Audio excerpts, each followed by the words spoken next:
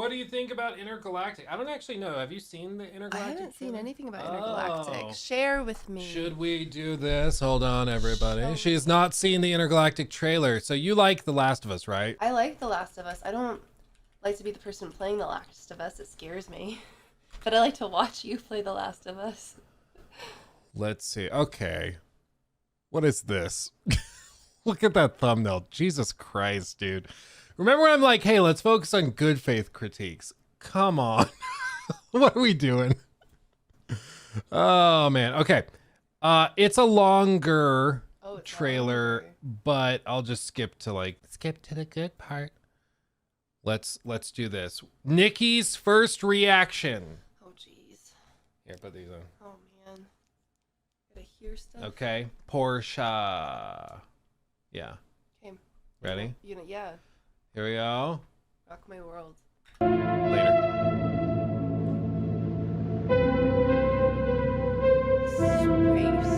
Space.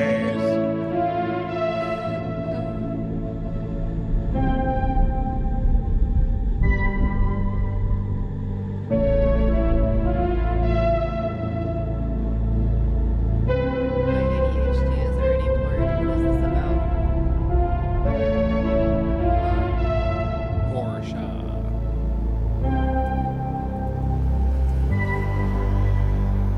Oh, I have nothing to do with it.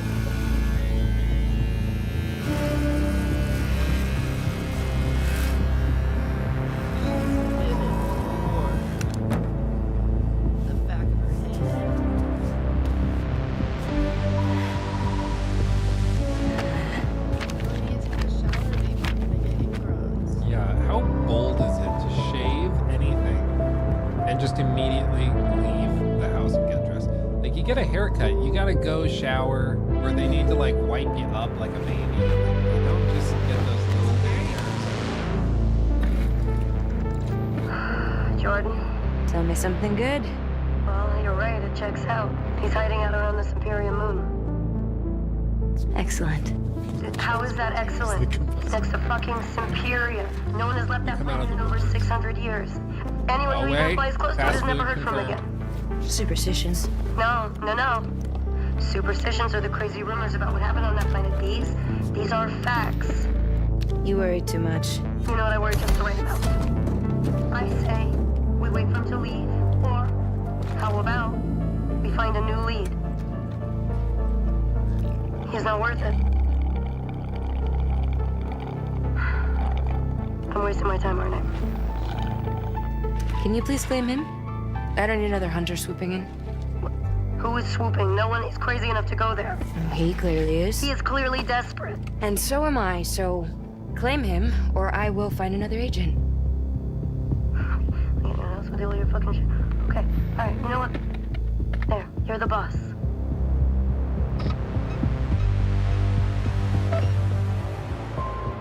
Thank you. Listen, kid.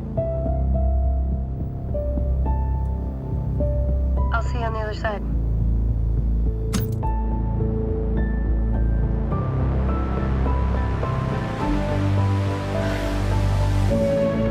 Back looking at space.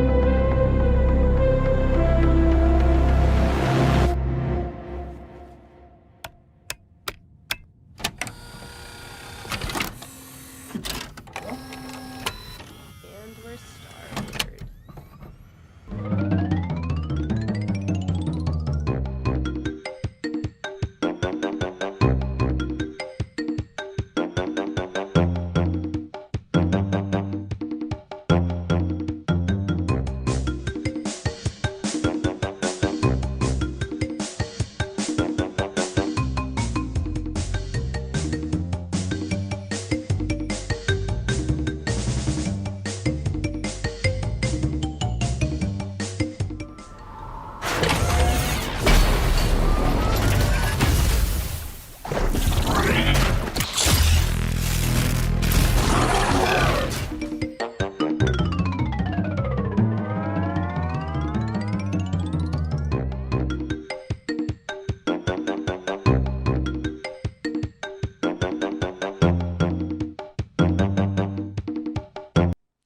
Thoughts? It's pretty. It's pretty. I think the trailer has me wondering a lot because it doesn't. I'm very confused. Mm-hmm. I want to be hopeful. I want more good games, and I don't want to like judge it off of that. But there's no gameplay in it, so I don't know what it's supposed to look like. There's a lot of ads, so I'm assuming it's part of it, or they just like found a lot of people to advertise. So part of this is they're going for what's called 80s retrofuturism, which is just to say that I think the what they said in other statements was from 1986, the technology advanced extremely fast from there. So this is sort of catching a vibe of a sci-fi movie from the 80s is kind of the tone they're going for. That's why you see the CRT TVs. That's why you see that type of thing. It looks kind of like, retro 80s futurism. And part of the thing with that era, 80s films in general, is that there was tons of product placement. Like even Rocky, for example, had like the Tab soda or the weird robot that you could buy and things like that.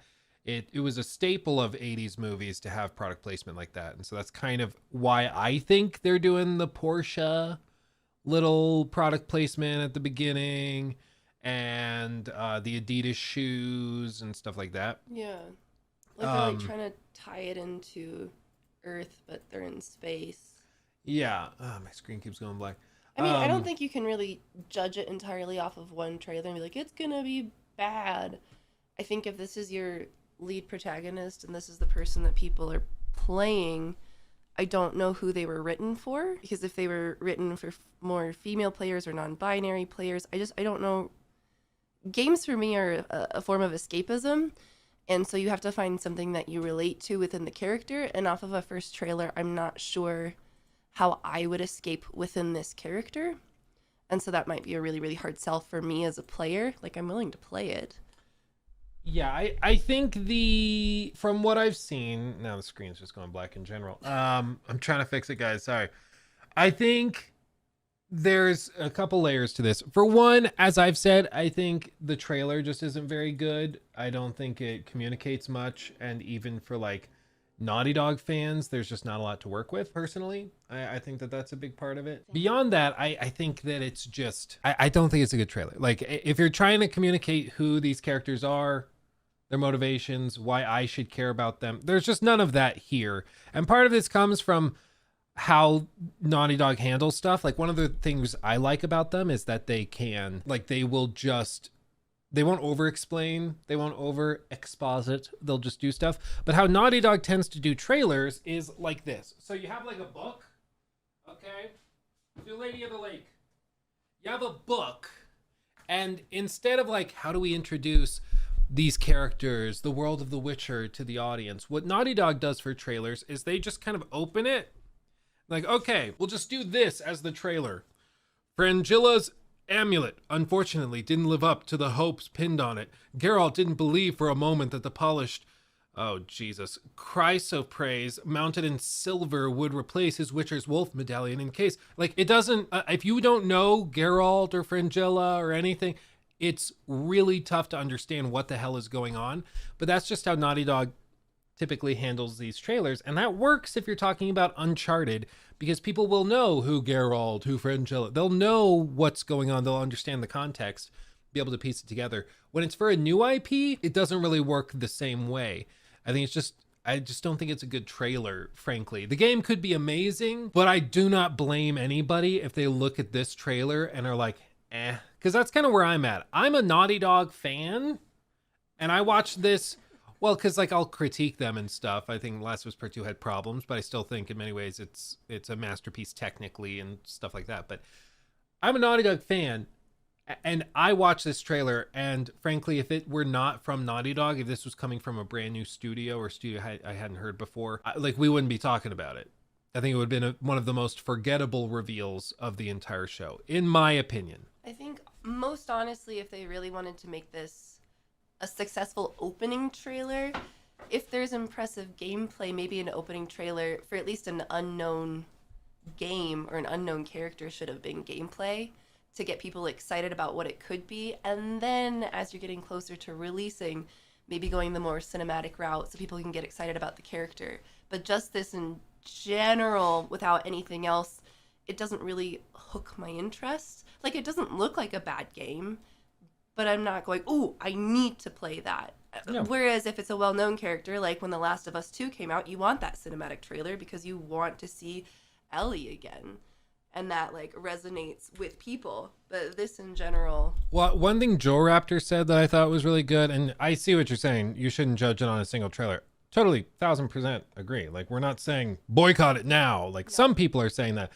I am not. What I'm saying is I just think this was a bad trailer. And I think that's why you're seeing the reaction from a lot of more casual fans that you are. It's not that everybody who is not stoked on this are haters or like part of the anti-woke whatever. Some people just honestly didn't find it that compelling and think it's just not a very good reveal. And that I think is perfectly justified and very, very reasonable. How I think what Joe Raptor said was really, really good. He compared it to the reveal of the reboot of God of War back in 2016. And at this event, you know, they had music that happened and it's kind of cringe or whatever.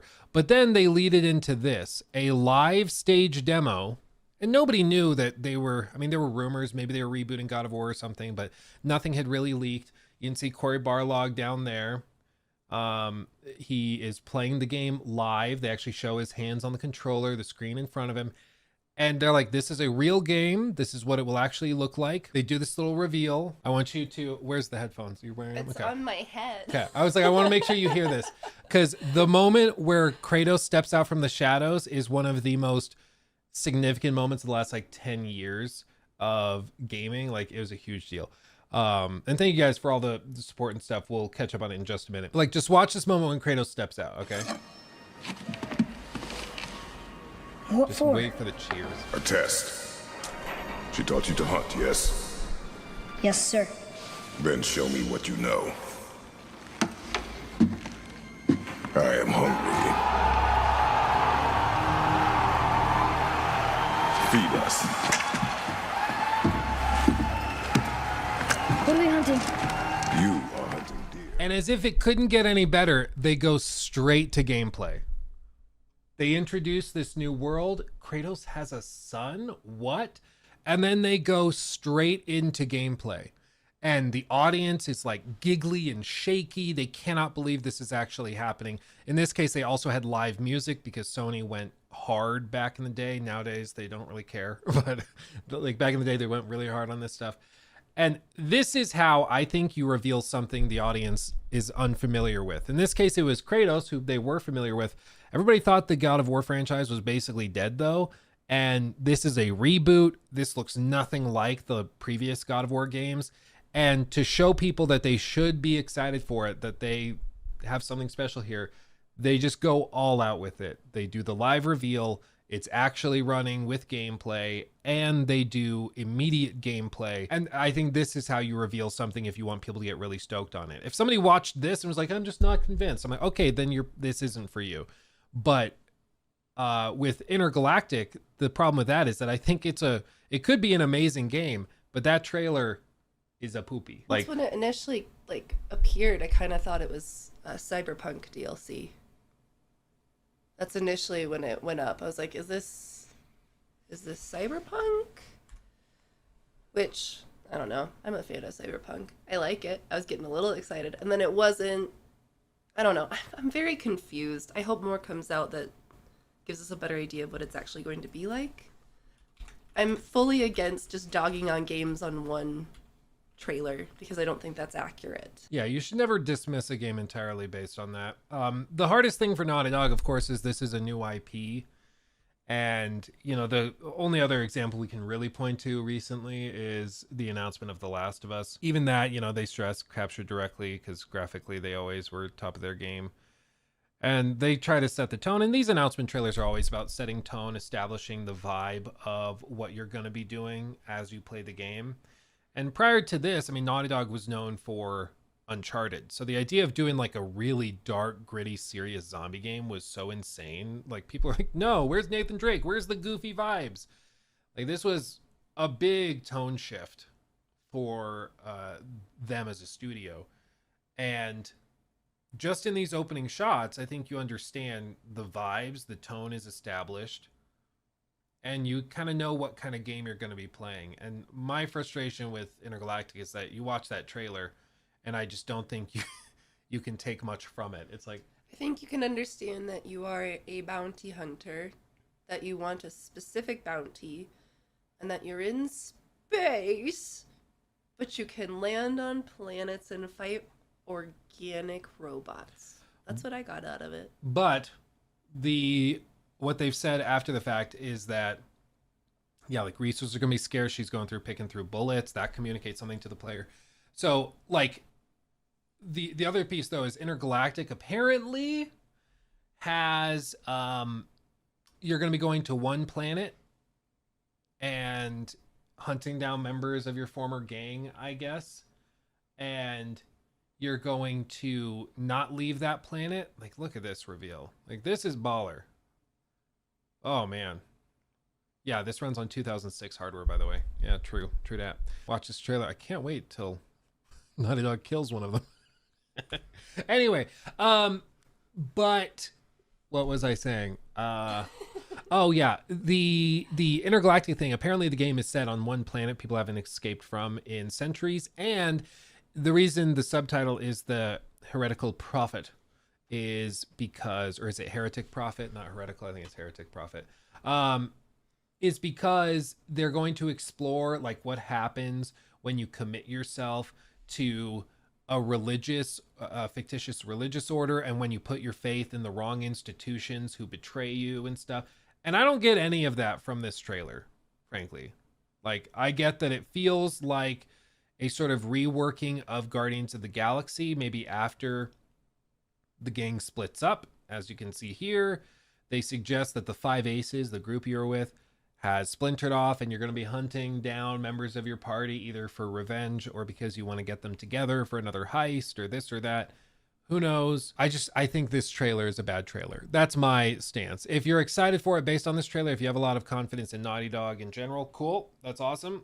But I don't think people are being unreasonable if they watch that trailer and they're like, I think that's perfectly reasonable. I think they're just showing how pretty it is and how pretty they're hoping that the end result is. I don't know.